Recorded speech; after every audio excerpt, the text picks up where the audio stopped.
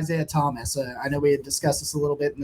I watched. I want to ask you this one off the top because I got a couple of questions about him. But I watched a lot of him today. And do you see Takk McKinley in his game? Yeah, I think he's a nice strong side defensive end who can kind of anchor, play, run when he needs to, but plays aggressively. I think a lot of people are concerned with the lack of range of motion, flexibility, but in the right 4-3 scheme, I don't think that's a problem.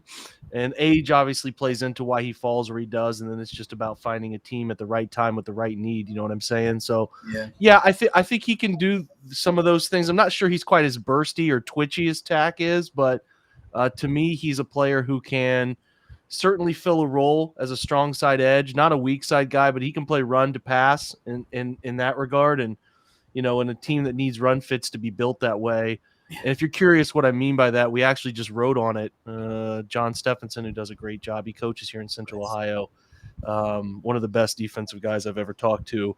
He just wrote on Clowney's role and why he's so important for it. So if you want to learn a little more about that strong side edge stuff, we have that up so you can take a peek at that too. So yeah, it's a certain type of build, a body type, and I think he's got that body type, the ability to anchor a little bit when you need to anchor and set as a force defender. So yeah, I like him and in tremendous value. And I talked to an affiliate guy from 247 that does Oklahoma recruiting and beat, and they were stunned he was there in the 7th round. I mean, they really liked him. They thought he was one of the most consistent guys on that front and just kind of was a forgotten factor because of a lot of things that went on with Oklahoma's program last year, because of Perion's burst late in the scene.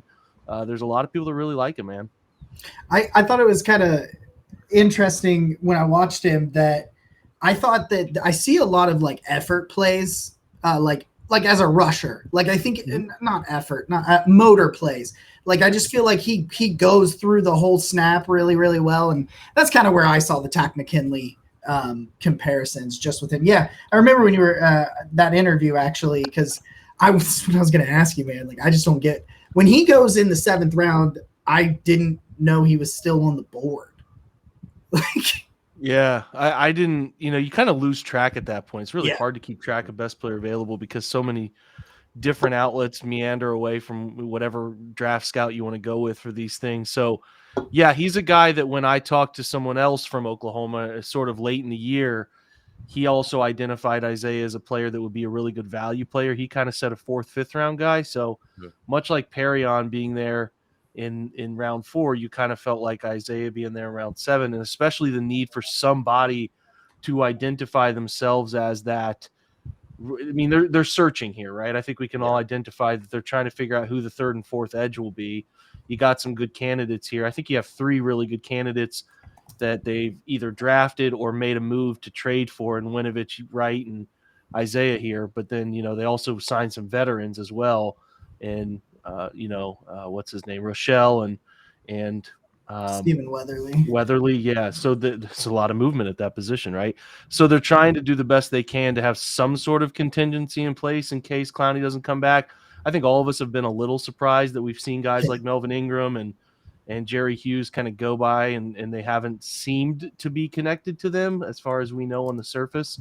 It feels like no matter how many insiders are in the industry, you never really know if the team you cover is all that into a player. But we haven't heard any serious connection. So I think as we all sit here and until we have any evidence to the contrary, at least a couple people that are relatively connected in the industry have told us that there's all signs pointing toward Clowney and Cleveland. It's just a matter of whether Clowney, hey man, I'll go back and play in the cold weather again.